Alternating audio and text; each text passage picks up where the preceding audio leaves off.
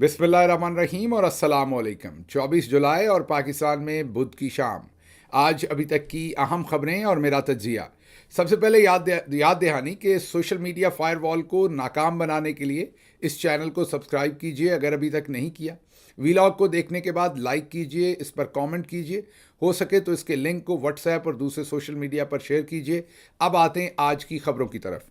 आज की फॉर्मल खबरों से पहले मैंने आपको एक अंदर की खबर देनी है जो कि बहुत तशवीशनाक है, और मैं रिकॉर्ड पर इसलिए रखना चाहता हूं कि बाद में जब वो डेवलपमेंट हो तो हमें पता हो कि ये सब कुछ क्या हो रहा है। एक तो सिस्टम के अंदर से ये खबर आई है कि इमरान खान को किसी मिलिट्री कोर्ट से रिलेटेड केस में इन्वॉल्व करने की हतमी प्लानिंग कर ली गई है या मिलिट्री की कस्टडी में शिफ्ट करने की। ये इन दोनों बातों में से एक बात होगी। जाहिर है मेरे सामने कोई डॉक्यूमेंट नहीं है।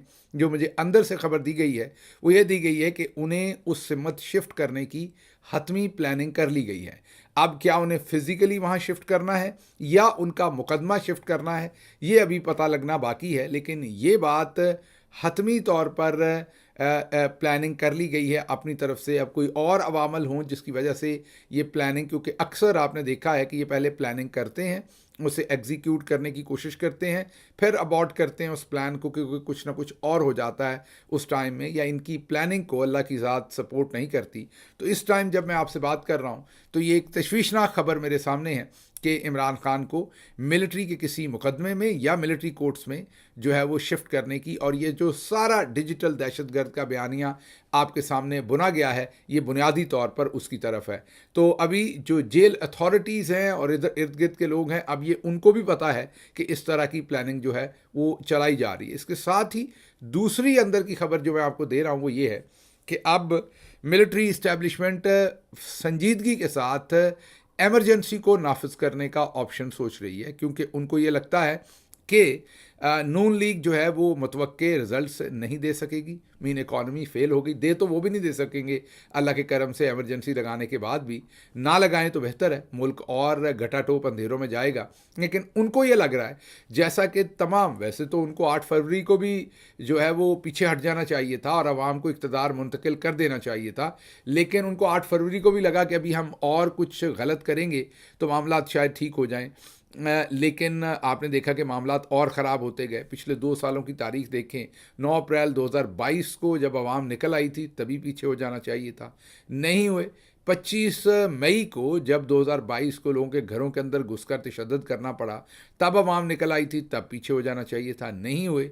उसके बाद आपको याद होगा कि जिस तरीके से इलेक्शन जीता था जुलाई के अंदर, जुलाई के महीने में पंजाब गवर्नमेंट वापस आवाम ने छीनी थी, उस वक्त पीछे हो जाना चाहिए था, नहीं हुए। फिर उसके बाद 90 दिन के अंदर इलेक्शन का एक वक्त मिला था, नहीं हुए। 8 फरवरी को नहीं हुए।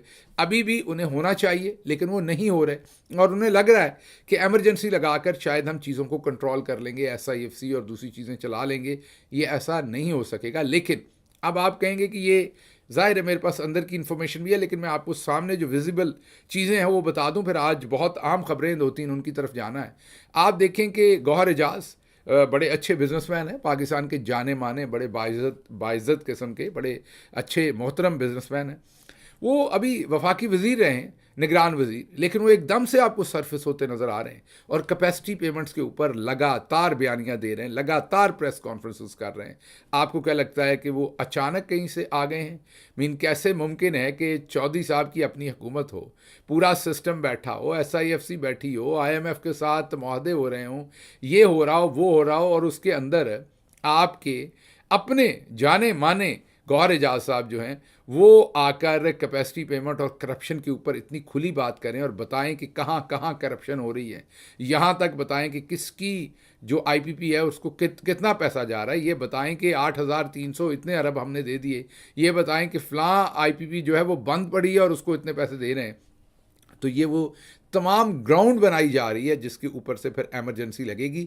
तो ये जैसे plan A, B, C, D चल रहे होते हैं, तो ये जो इस्टेब्लिशमेंट के अंदर एक ग्रोह या एक शख्सियत या उस शख्सियत के साथ जुड़ी हुई चंद शख्सियात जो समझती हैं कि और पैडल पुश करना चाहिए और एमरजेंसी लगाकर मामलात को अपनी तहवील में लेकर मामलात को हम दुरुस्त कर सकते हैं। तो ये उनका लॉन्च प्रोजेक्ट है जिसमें आप देख सकते हैं कि बहुत कुछ इस टाइम मुल्क के अंदर हो रहा है। दूसरी तरफ आपको वज़ीर आला सिंध जो हैं वो वज़ीर आज़म बिलावल ज़रदारी के नारे लगवाते हुए सिंध में नज़र आ रहे हैं। तो इन चीज़ों को भी देखिए, ज़रदारी साहब की जो पिछले दिनों की सारी एक्टिविटीज़ हैं उनको भी देखिए।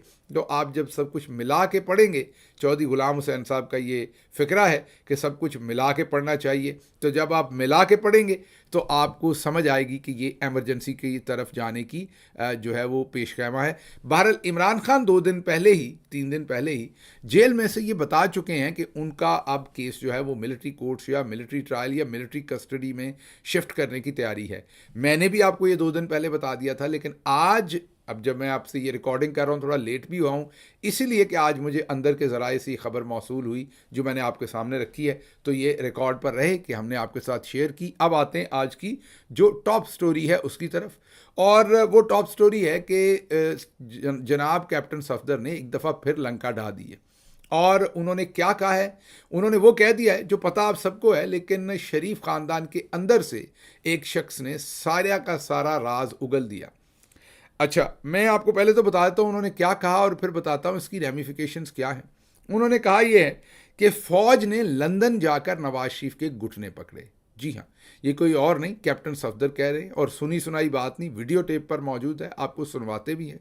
उन्होंने कहा कि फ़ौज ने लंदन जाकर नवाज शरीफ के घुटने पकड़े, उसको कहा कि आप पाकिस्तान आएँ, चौथी दफ़ा वज़ीर आज़म बने, उसे खुद फ़ौज पाकिस्तान लाई, और फिर फ़ौज के अंदर से कुछ लोगों ने नवाज शरीफ को जीतने नहीं दिया और उसको हरवा दिया, और जाली वोट डाले गए और नवाज शरीफ को हरवा दिया गया। अब इसमें 3-4 चीज़ें हैं जो कॉमन हैं। पहली चीज़ तो ये कि क्योंकि कैप्टन सफदर घर के आदमी हैं, वो प्रिवी हैं इन तमाम चीज़ों के, विटनेस हैं इन तमाम चीज़ों के, उन्होंने देख रखा है, सुन रखा है घर के अंदर, बाजी हमारी के शौहर हैं वो, तो उन्होंने सब कुछ देख रखा है, तो उनको पता है कि ये सब कुछ क्या हुआ। और इमरान खान बहुत मुद्दत से लंदन प्लान के ऊपर जिक्र कर रहे हैं और कह रहे हैं कि वहाँ पर जनरल आसिम मुनीर और नवाज शरीफ की मुलाकात हुई। इमरान खान तो यहाँ तक कहते हैं कि इनके दरमियान कोई तहरीर है, कोई वीडियो है, कोई नवाज शरीफ ने इनकी वीडियो बना रखी है, तहरीर ले रखी है, हल्फ ले रखा है, इस वजह से इस हद तक मामलात हैं। अब वही बातें जो है वो कैप्टन सफदर कह रहे हैं, लेकिन क्या कैप्टन सफदर अकेले ये बात कह रहे हैं? नहीं, इससे पहले अबसार आलम साहब भी ये बात कहते रहे। अबसार आलम साहब के वर्ड क्या डिफरेंट थे? नहीं, बिल्कुल वही अल्फाज थे। इसका मतलब है कि यकीनी तौर पर घुटने ही पकड़े गए, जी कुछ और नहीं, घुटने ही पकड़े गए। उसकी मैं क्यों कह रहा हूँ, मीन कि कोई और वैसे बातचीत नहीं वहाँ पर हुई कि कोई लफ्जी बात हुई, यकीनी तौर पर घुटने पकड़े गए क्योंकि 2 लोग एक ही बात कर रहे हैं। तो इसका मतलब है कि इस्तारे के तौर पर इस्तेमाल नहीं हो रही बात, ये हकीकी तौर पर। अब घुटने कौन पकड़ेगा? अब कोई लांसनैक तो फ़ौज से जाके नवाज शरीफ साहब के गोडे तक नहीं पहुँच सकता, कोई मेजर तो बेचारा नहीं पहुँच सकता, कोई कर्नल तो नवाज शरीफ साहब के गोडे तक नहीं पहुँच सकता, तो गोडे तक कोई ना कोई जनरल साहब ही पहुँचे होंगे। वो कौन होंगे ये मैं आपकी अपनी इमेजिनेशन पे छोड़ता हूँ। लेकिन कैप्टन सफदर का ये कहना कि फ़ौज ने जाकर मिन्नत तरला किया, गोडे पकड़ने का मतलब मिन्नत तरला होता है, और नवाज शरीफ को लेकर आए, ये और बहुत सारी बातें बताता है कि अब दूसरी तरफ एमरजेंसी के मामलात तेज़ी से जा रहे हैं। नून के अंदर बतदरीज जो है इस वक्त बहुत ज़्यादा परेशानी का लाहक हो रही है नून लीग कि हमारे साथ क्या होने जा रहा है। पीटीआई के साथ तो पहले ही हो रहा है, कुछ थोड़ा और गलत हो जाएगा, लेकिन नून के साथ क्या होने जा रहा है उनको भी परेशानी है। उसके बाद मरियम औरंगज़ेब ने एक प्रेस कॉन्फ्रेंस की, उसका हवाल भी आपको बताएंगे। लेकिन पहले मैं आपको ये बता दूं कि ये जो कैप्टन सफदर साहब की बात है, इसमें एक बड़ी इंपॉर्टेंट बात हुई। जैसे ही कैप्टन सफदर साहब ने ये बम शेल फाड़ा तो साथ ही नून लीग वाले आ गए, जितने भी सहाफ़ी थे, जितने भी लोग थे, और उन्होंने आके कहना शुरू किया वो तो मलंग है जी, वो तो ऐसी बातें कर देता है, वो तो मलंग है। चंगा मलंग है, हमारी बाजी की पसंद है वो, ये उनकी पसंद से शादी हुई थी हमारे, और कोई बुरी बात नहीं, इस्लाम में इजाज़त है, हर जगह पर इसकी इजाज़त है। अब मेरी इस बात को बिल्कुल, मैंने आपको पता है कि सियासी इख्तलाफ करता हूँ, लेकिन मैंने बाजी मरियम की शान में कभी भी एक औरत के तहत गुस्ताखी नहीं की, क्योंकि वो बनती रही है करनी, वो हमारे लिए बहन की तरह मोहतरम हैं, बड़ी हैं, और ये हर घर में हर बच्ची को ये इजाज़त है कि वो अपनी पसंद से शादी कर सके। इसी तरह हमारी बाजी ने अपनी बड़ी पूरी पसंद के साथ हमारे भाई हमारे पास सफदर के साथ शादी की थी। तो अगर पास सफदर मलंग है तो वो हमारी बाजी की चॉइस है। तो अगर पास सफदर मलंग है तो फिर तो हमारी बाजी भी मलंगनी हुई। तो इसका मतलब है कि अगर आप मलंग जाए गल कर रहा है, मीन अपनी तरफ से ये उसको डाउन प्ले करने के लिए, वो तो मलंग है, वो तो बस ऐसे ही कर देता है, मतलब दूसरे लफ्ज़ों में वो तो पागल है, ये कहने की कोशिश कर रहे हैं। तो इसका मतलब है कि पंजाब की हुकूमत फिर मलंगनी को दी हुई है आपने, मीन हमारी बाजी भी पागल है आपके ख्याल में, और पाकिस्तान की स्टैब्लिशमेंट ने एक पागल को उठा के हुकूमत दी हुई है।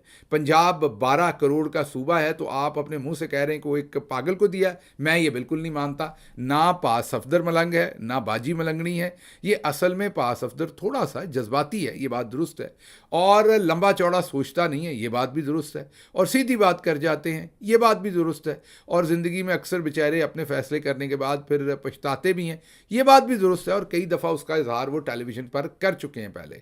अब कैप्टन सफदर साहब ने आज कहा क्या है, सुनिए। नवाज शरीफ की मजबूरी नहीं थी हुकूमत में आना, इस्टेब्लिशमेंट की मजबूरी थी नवाज शरीफ को वापस लाया जाए। इस्टेब्लिशमेंट को कोई अपना लाडला नहीं बनाना चाहता इस वक्त, तो नवाज शरीफ को लाया गया है गोडे गिट्टे पकड़ के। हकीकत ये है 100 कीते और 100 दे 200 कर दें। आओ एक काम करा, नवाज शरीफ साहब दे गोडे पकड़ा आखा आओ जिया फौज से गोडे पकड़े ना जो उनके लंदन में जा ना बाबा मोड़ पाकिस्तान रोड दे लगे। नवाज शरीफ साहब आप आए, फिर नवाज शरीफ आया।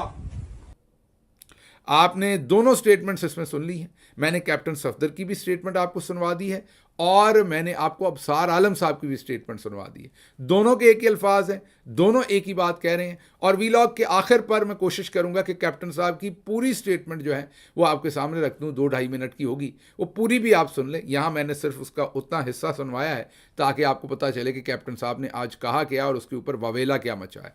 अच्छा जी, ये तो कैप्टन साहब की बात थी। अब जाहिर है, मैंने आपको बताया कि उनकी जो नून लीग के तमाम जो मीडिया के लोग हैं वो इसको डाउन प्ले कर रहे हैं, उन्हें मलंग शलंग कह के। ये ऐसे काम नहीं चलेगा, उन्हें आप मलंग कहें या जो भी कहें, बात उन्होंने अंदर की कर दी है, और वो सारे हालात भी हमें नज़र आते रहे। मोहसिन नकवी साहब का बार बार याद कीजिए आना और जाना वहाँ एवनफील्ड अपार्टमेंट्स के अंदर। अब मोहसिन नकवी किसके करीबी अजीज़ हैं, मोहसिन नकवी किसके रिप्रेजेंटेटिव हैं, वो सबको पता है। फिर आर्मी चीफ साहब भी लंदन गए थे, वो भी खबर आप सबको पता है। और ये हो सकता है ये सारा कुछ उससे पहले का हुआ हो, उनका जब वो लंदन गए तब ये ना हुआ हो, उससे पहले हुआ हो, लेकिन बहरहाल वो तमाम चीज़ें रिकॉर्ड पर हैं और वो आपके सामने हैं। लेकिन उनको छोड़ दीजिए, उन तमाम जो सर्कमस्टेंशियल एविडेंस है उसको साइड पे रख दें।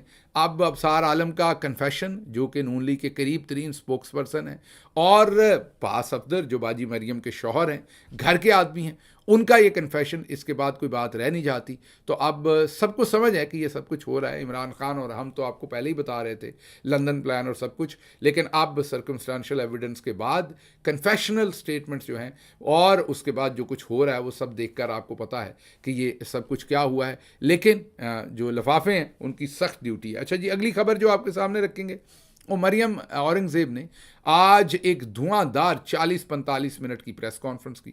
प्रेस कॉन्फ्रेंस का पूरा मतन ये था कि इमरान खान के ऊपर दहशतगर्दी के मुकदमात चलाए जाएं, 9 मई के लोगों को हर सूरत सज़ा दी जाए, 9 मई के लोगों को अगर सज़ा ना दी तो पाकिस्तान पीछे चला जाएगा, पाकिस्तान तबाह हो जाएगा। 9 मई के लोगों को हर सूरत सज़ा दी जाए, ये उस पूरी प्रेस कॉन्फ्रेंस का लुबे लबाब था। और इमरान खान और उसके साथियों ने 9 मई को रियासती इदारों के ऊपर हमला किया। अगर हमने सज़ा ना दी तो पाकिस्तान तबाह हो जाएगा। और पॉलीग्राफिक टेस्ट, वो एक मशीन होती है पॉलीग्राफिक टेस्ट, कोई बहुत मुसद्दका नहीं है, लेकिन पाकिस्तान में बस ऐसे ही चलता है, जिसके पीछे लग जाए बात के। लेकिन बहरहाल उन्होंने कहा जी कि पॉलीग्राफिक टेस्ट के थ्रू इमरान खान का पॉलीग्राफिक टेस्ट होना चाहिए और पता लगना चाहिए कि वो सच बोल रहे हैं कि नहीं, और लोगों के सामने होना चाहिए। इस तरह की तमाम बातें वो करती नहीं। अब वहाँ पर एक और कैप्टन सफदर आ गए उसी प्रेस कॉन्फ्रेंस के अंदर। कैप्टन सफदर का मतलब है कि एक सहाफ़ी दोस्त आ गए, उन्होंने एक सवाल दे मारा, क्योंकि बार बार 9 मई 9 मई 9 मई का जिक्र कर रही थी।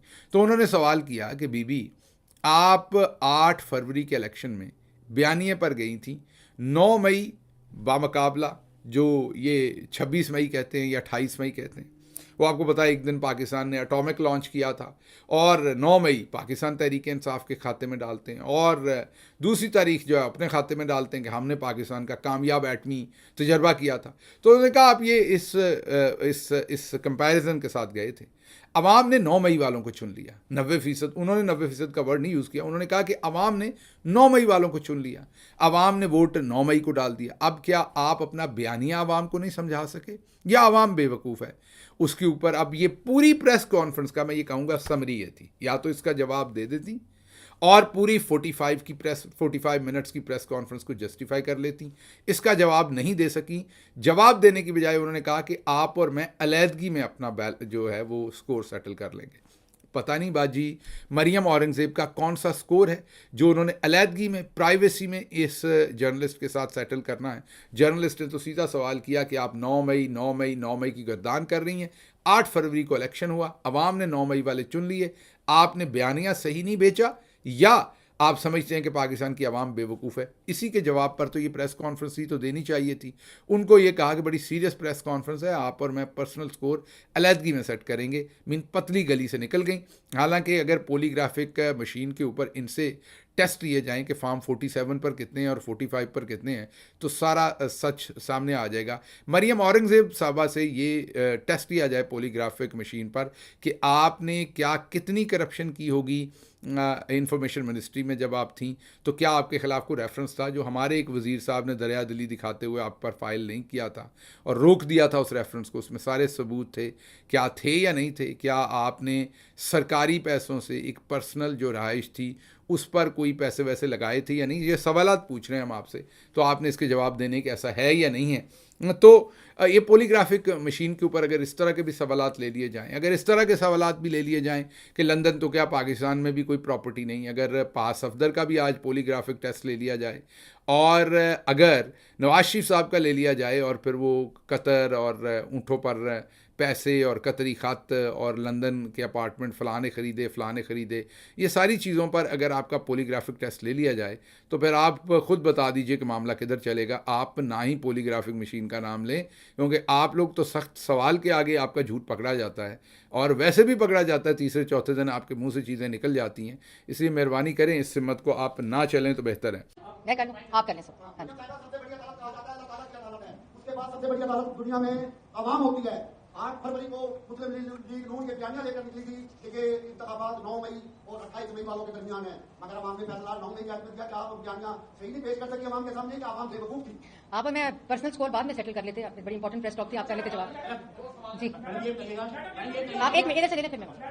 अच्छा जी, अगली खबर है कि मिसिंग पर्सनस के ऊपर larger bench Islamabad high court ने बना दिया है। जस्टिस कियानी उसकी सरबराही करेंगे। बहुत ही ज़बरदस्त ये बेंच बना है, 3 मेंबर बेंच है, और उम्मीद करते हैं कि इससे कुछ चीज़ें जो हैं वो आगे चलेंगी। जस्टिस अतर मनला साहब न्यूयॉर्क आए हैं, उन्होंने ख़िताब किया, उनके ख़िताब के ऊपर तफसीली बात करेंगे, लेकिन लेटर ऑन अगले वीलॉग में आपके सामने उनके ख़िताब की तफसील रखूँगा। इंटरेस्टिंग उन्होंने ख़िताब किया। अभी मेरे पास 1-2 और खबरें हैं जो मैंने आपके सामने अमेरिका से ही रखनी है। एक तो अमेरिका में जो नई सदारत की उम्मीदवार हैं वो कमला देवी हैरिस, जो यहाँ उन्हें कामला कहा जाता है, लेकिन हिंदी नाम उनका जो है वो कमला है। कमला देवी हैरिस जो हैं वो 2 पॉइंट्स मार्जिनल उन्हें बर्तरी इस टाइम ट्रंप के सामने नज़र आ रही है, जो अभी जितने भी सर्वेस चल रहे हैं। लेकिन अगर आप ऑन ग्राउंड देखेंगे तो बहुत फ़र्क मुझे नज़र आ रहा है, ट्रंप उनसे बहुत आगे निकलते हुए मुझे नज़र आ रहे हैं। बहरहाल अगले उनकी पहली डिबेट के बाद चीज़ें क्लियर होंगी ज़्यादा अच्छी तरह से। इंतज़ार करना पड़ेगा और देखते हैं कि वो अगले चंद दिनों में किस तरीके से गेयर अप करती हैं अपनी कैंपेन को, और किस तरीके से वो ट्रंप का मुकाबला करने के लिए तैयार होती हैं। अगली खबर, कांग्रेसमैन ब्रैड शर्मन ने डोनाल्ड लू से कुछ चुभते सवालात किए हैं, और उन सवालात से डोनाल्ड लू से जो उन्होंने सवालात किए हैं उसमें उन्होंने उनसे बहुत ही तीखे और सीधे सवालात पूछे हैं, और उन्हें ये भी कहा है कि अमेरिकी हुकूमत को उन्होंने ये भी कहा है कि जो अमेरिकी सफ़ीर हैं वो जब अब अक़वाम मुत्तहिदा ने कह दिया है कि उनको रिलीज़ करें और वो गलत पकड़े हुए हैं, तो फिर क्यों अमेरिकी सफ़ीर उनको जाकर जेल में विज़िट नहीं करते, और जो पाकिस्तानियों को पकड़ा जा रहा है उसके ऊपर आप क्यों कोई स्टैंड नहीं लेते। इसी तरीके से अमेरिका का जो स्टेट डिपार्टमेंट है, उन्होंने तहरीक इंसाफ के रहनुमाओं की गिरफ्तारी पर तशवीश का इजहार किया है और कहा है कि ये जो इंसानी हकूक़ की पामाली हो रही है, इस पर हमें शदीद तशवीश है, इसको फौरी तौर पर रोका जाए।